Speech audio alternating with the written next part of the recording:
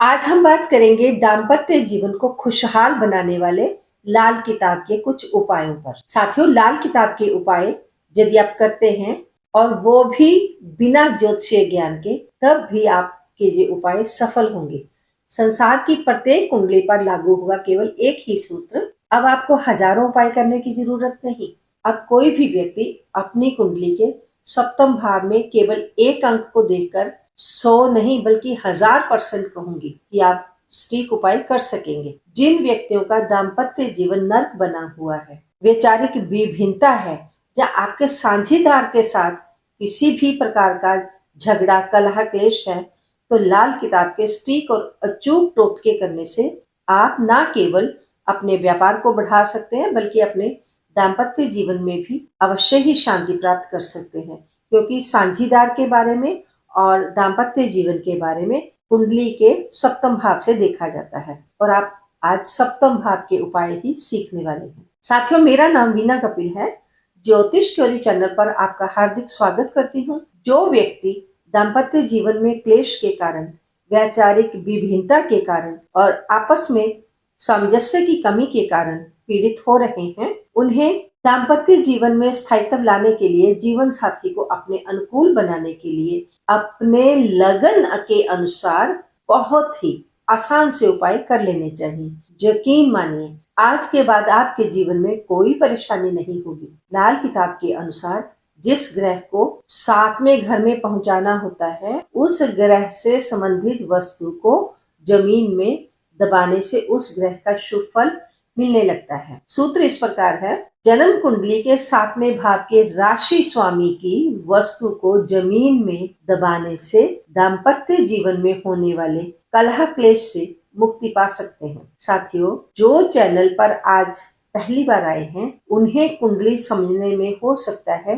कुछ परेशानी हो, तो उनके लिए बता रही हूँ कि संसार में केवल 12 ही लग्नों की कुंडलियां होती हैं। आज हम 12 ही लग्नों पर आपसे बात करेंगे और 12 ही लग्नों के सप्तम भाव के बारे में आपको मैं बताने वाली हूँ। स्क्रीन पर आपको मेष लग्न की कुंडली दिखाई दे रही है। ये जो सबसे ऊपर वाला चौकोन है, इसे प्रथम भाव कहते हैं और इसी को लगन भी कहते हैं। इसके ठीक सामने ये जो सप्तम भाव है, अब आपने केवल इस भाव पर ध्यान केंद्रित करना है और यहाँ पर देखना है कि आपकी कुंडली में कौन सा अंक लिखा है। मैं बारी बारी 12 की 12 कुंडलियों पर ही बताने वाली हूँ। जो सप्तम भाव है उसमें जो अंक लिखा है, उस अंक का अर्थ कौन सी राशि है और उस राशि का स्वामी कौन सा है, इसके आधार पर हम उस ग्रह की वस्तु को जमीन में दबाएंगे। देखिए, ये मेष लगन की कुंडली है। ये कुंडली का प्रथम भाव है, इसे ही लगन कहते हैं। इस लगन के सप्तम भाव में तुला राशि आती है। तुला राशि का स्वामी शुक्र देव होते हैं।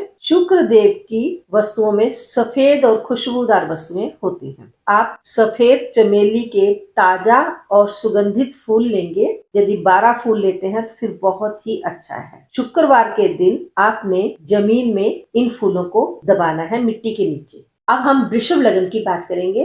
वृषभ लगन, जहाँ पर अंक 2 लिखा है, ये आपका प्रथम भाव है और इस भाव में जो राशि है वो वृषभ है, तो इस कुंडली को वृषभ लगन की कुंडली कहा जाएगा। वृषभ लगन के इस चौकोन में सप्तम भाव है। सप्तम भाव में आप देख रहे हैं कि अंक 8 लिखा हुआ है, अर्थात वृश्चिक राशि। तो वृषभ लगन सप्तम भाव में वृश्चिक राशि हुई, जिसका स्वामी मंगल देव है। मंगलवार के दिन आपने लाल पत्थर लेना है। या तो आप लाल पत्थर का गोल टुकड़ा ले लें या फिर लाल हकीक पत्थर ले लें। उसे भूमि खोदकर जमीन में दबाना है। यदि मिथुन लगन की कुंडली होगी तो उसके सप्तम भाव में धनु राशि आएगी। धनु राशि के स्वामी बृहस्पति देव होते हैं। आपने गुरुवार के दिन पीली हल्दी की एक गांठ लेकर जमीन में दबानी है। यदि आपका कर्क लगन है तो आपके सप्तम भाव में मकर राशि आएगी। वहां पर अंक 10 लिखा होगा। मकर राशि के स्वामी शनिदेव होते हैं, इसलिए आपने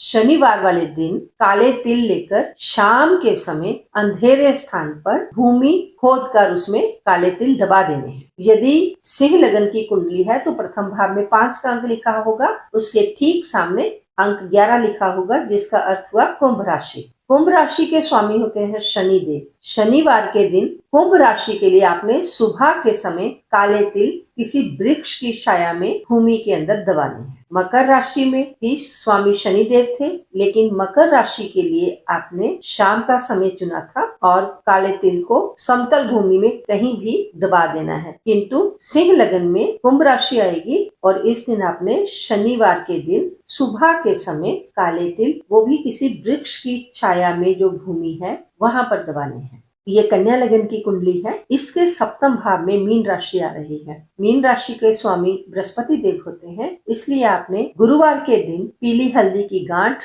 किसी धर्म स्थान के अंदर कच्ची जमीन खोदकर दबा देनी है। अगर धर्म स्थान के अंदर कच्ची जमीन नहीं है तो हो सकता है जहाँ पर धर्म स्थान की छाया पड़ती हो सकता है वहाँ पर कुछ कच्ची जमीन आपको मिल जाए। तो जहाँ भी उस भवन की छाया पड़ रही होगी उस हिस्से में आपने हल्दी की गांठ जमीन के अंदर ही दबानी। ये तुला लगन की पत्रिका है। इसके सप्तम भाव में मेष राशि आ रही है। मेष राशि के स्वामी मंगल देव होते हैं। आपने लाल रंग का कोई भी गोल पत्थर लेना है, जहाँ लाल रंग का हकीक पत्थर ले लीजिए। मंगलवार वाले दिन आपने किसी छायादार स्थान पर भूमि खोदकर उसे मिट्टी में दबाना है। ये है वृश्चिक लगन। इसमें अंक 8 लिखा है और इसके ठीक 7वें भाव में वृषभ राशि आएगी। वृषभ राशि के स्वामी शुक्र होते हैं। शुक्रवार वाले दिन आपने चमेली के सफेद सुगंधित ताजे फूल लेने हैं और मिट्टी में दबाने हैं। ये है 9 अंक का लगन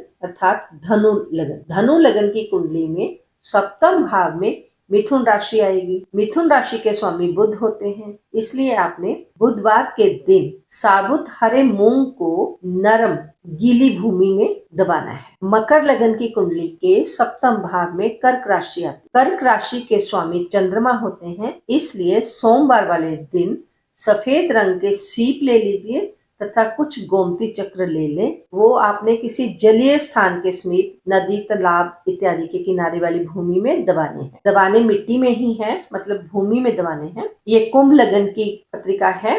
इसके सप्तम भाव में सिंह राशि आएगी। सिंह राशि के स्वामी सूर्य देव होते हैं, इसलिए आपने रविवार के दिन दोपहर के समय गेहूं लेकर हल्की गीली भूमि में दबा देना है। ये मीन लगन की पत्रिका है। मीन लगन की पत्रिका में सप्तम भाव में कन्या राशि आती है। कन्या राशि के स्वामी बुध देव हैं। आपने बुधवार के दिन हरी मूंग किसी मंदिर की भूमि के अंदर दबानी है। अगर मंदिर में कच्ची भूमि नहीं मिल रही तो जहाँ पर मंदिर की छाया पड़ती है उस भूमि के अंदर भी आप दबा सकते। साथियों, बिजनेस व्यापार में यदि आपका भागीदार आपको परेशानी दे रहा है उस समय भी ये उपाय आप कर सकते हैं। और यदि आपका अपने जीवन साथी के साथ झगड़ा विवाद चल रहा है, ऐसे झगड़ों के कारण अक्सर जीवन नर्क बन जाता है, क्योंकि विचारों में जब विभिन्नता होती है तो आपस में तालमेल ही नहीं बैठता। ऐसे समय में आपको लाल किताब के उपाय अवश्य अपनाने चाहिए। यदि आपका भी 7वां घर पीड़ित है तो एक बार इन्हें आजमा लेने में कोई हर्ज भी तो नहीं। ये उपाय बहुत ही सटीक और अचूक टोटके हैं। टोटके वो होते हैं जो तुरंत फुरंत असर करते हैं और उपाय वो होते हैं जो कुछ समय लेते हैं लेकिन असर लंबे समय तक करते हैं। आपका दाम्पत्य जीवन खुशहाल रहे, इस आशा के साथ जल्द ही मिलती हूँ किसी अन्य जानकारी के साथ। तब तक आप अपना ध्यान रखना, स्वस्थ रहें, मस्त रहें, खुश रहें। ओम नमः शिवाय।